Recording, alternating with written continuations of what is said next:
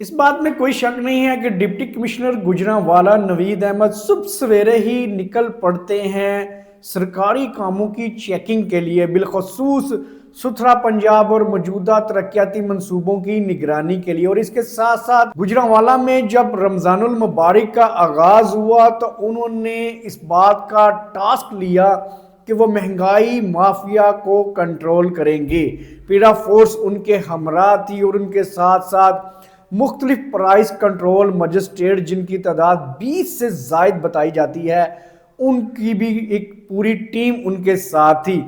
لیکن deputy commissioner صاحب اب رمضان المبارک اپنے اختتام کی طرف گامزن ہے، مگر مہنگائی مافیا کو کنٹرول کرنے میں بری طرح ناکام دکھائی دے رہے ہیں۔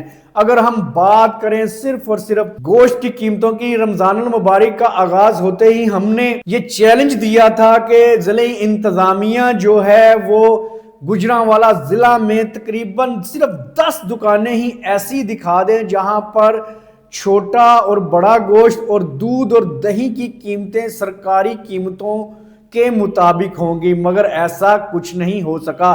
گوجرانوالہ میں اگر ہم بات کریں تو سرکاری طور پر آج کی جاری کردہ ریٹ لسٹ کے مطابق چھوٹے گوشت کی قیمت 1800 روپے فی کلو گرام ہے، مگر مارکیٹ میں یہ گوشت 2700 روپے سے لے کر 2800 روپے فی کلو گرام کے حساب سے فروخت ہو رہا ہے۔ اس کے ساتھ ساتھ بیف کی اگر ہم بات کریں تو 900 روپے اس کی سرکاری قیمت مقرر کی گئی، مگر یہ 1300 سے لے کر 1400 روپے فی کلو گرام فروخت ہو رہا ہے۔ دودھ کی قیمت 170 روپے مقرر کی گئی، مگر یہ 230 روپے پر لیٹر کے حساب سے فروخت ہو رہا ہے۔ دہی کی قیمت 180 روپے پر کے جی مقرر کی گئی، مگر یہ 240 روپے کے حساب سے فروخت ہو رہا ہے۔ اگر ہم بات کریں چکن کی تو چکن کا آج کا سرکاری ریٹ 504 روپے فی کلو گرام ہے، مگر اس کے باوجود 520 روپے سے لے کے 530 روپے فی کلو گرام کے حساب سے مارکیٹ میں فروخت ہو رہا ہے۔ انڈوں کی فی درجن قیمت 201 روپے مقرر کی گئی ہے، مگر یہ 250 روپے سے لے کر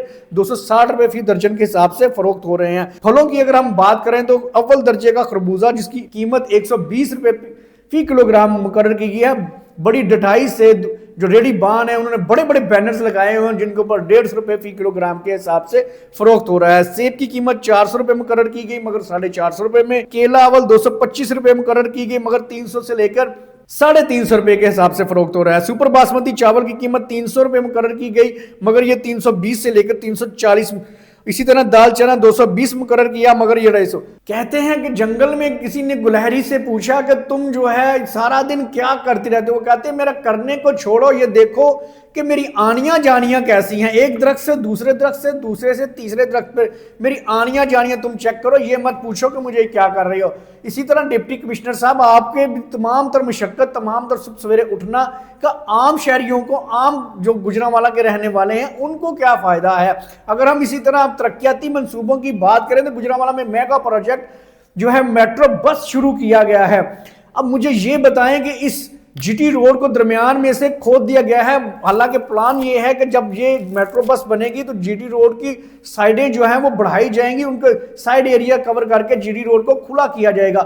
بہتر یہ ہوتا کہ سب سے پہلے آپ جی ٹی روڈ کو کھلا کرتے تاکہ آمد و رفت میں شہریوں کو مشکلات کا سامنا نہ کرنا پڑتا، بعد میں آپ کھدائی کرتے تاکہ ٹریفک جو ہے وہ رواں دواں رہتی۔